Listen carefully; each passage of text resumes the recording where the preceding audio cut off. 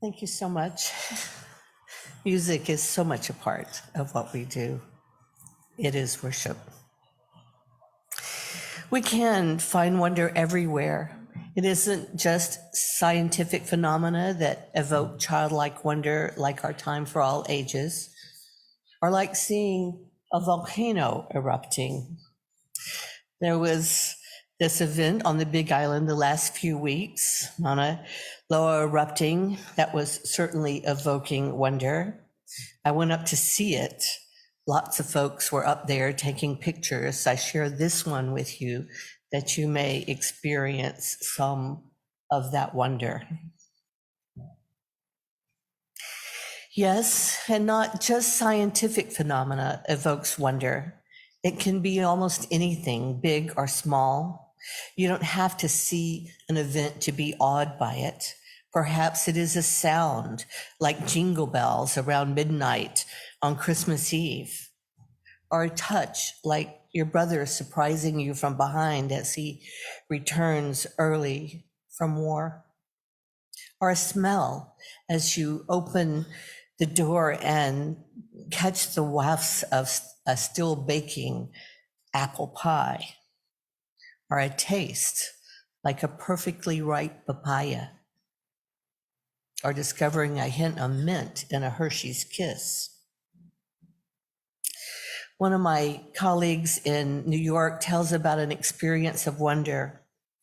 She explains, I can best describe it, wonder, with the story of when I was a teen, camping with my Girl Scout troop in northern Vermont. While we had pitched tents, the night was so warm and the sky was so clear that we opted to move our sleeping bags outside and lie underneath a blanket of stars. I was in that twilight stage of sleep when my eye caught something green and shimmery in the sky. I sat up with a start, unsure of what was happening. But soon I was enveloped in the beauty of the northern lights, the waves of color sweeping overhead, so seemingly close that I could almost touch the velvety sheets of blue and green and purple lights. The universe felt so close, and I was enchanted by wonder. As others saw it, we shared a moment of feeling at once infinitesimally small and at one with the universe. Her story reminded me of a time with youth and being outdoors, looking up at the stars. This was in New York also, when I was one of the adult leaders of a training for youth leadership. There were teams of adults and youth who led the trainings, which included classroom type learning and worship every day and every night. Our group led worship one night with luminary candles, making a path up a hill where the camp lights weren't so strong. But the stars were incredibly bright, and it was so beautiful.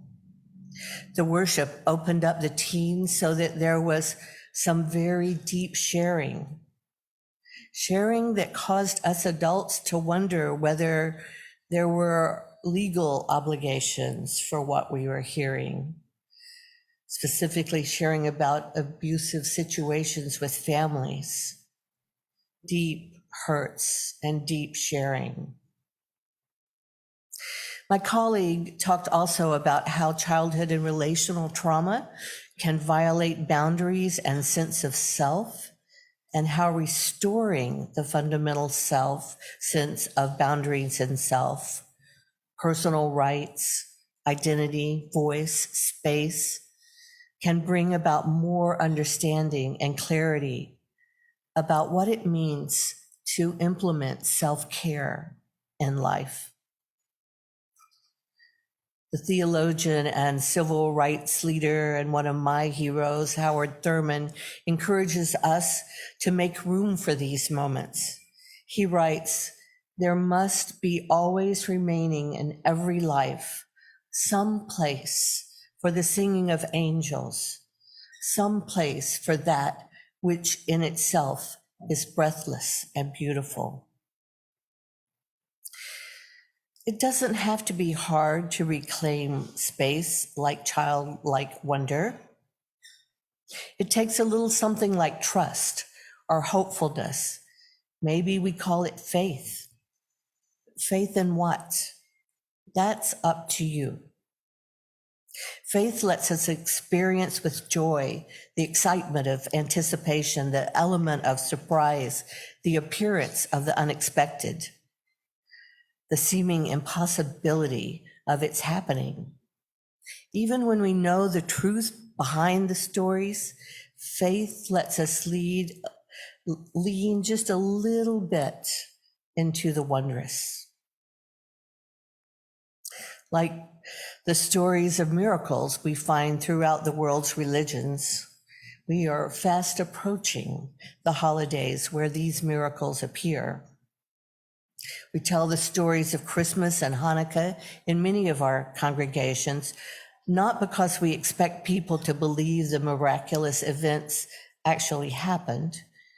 We tell the stories in our congregations to remind each other of the joy of childlike wonder, that the impossible may be possible, that we can see things in our imaginings if we open ourselves up, that amid reason is revelation, that mystery is not a vice, that despite all we know, there is still room for joy and hope and faith.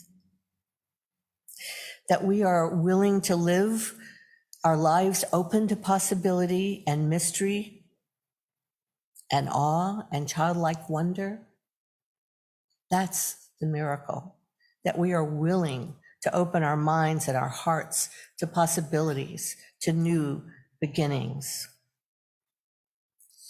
In this holiday season, we can expand our ideas of wonder and add into it possibility, necessity, and Kuleana. The Hawaiian term Kuleana can be difficult to define. The literal translation, as I've heard, is responsibility.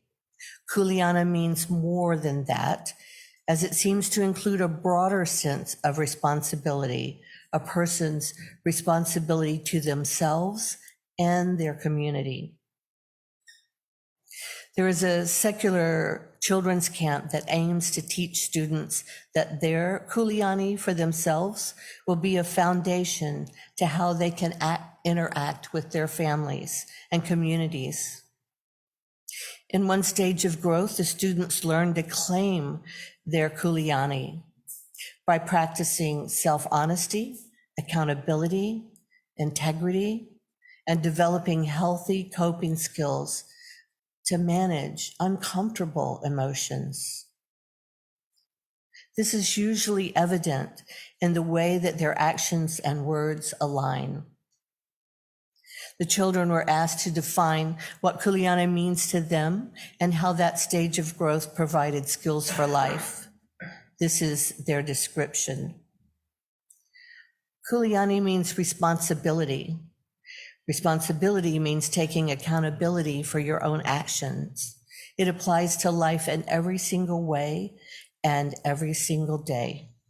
Some struggles that we encounter may be just accepting that we're here and that we need to start being present and actually be responsible for our own actions here.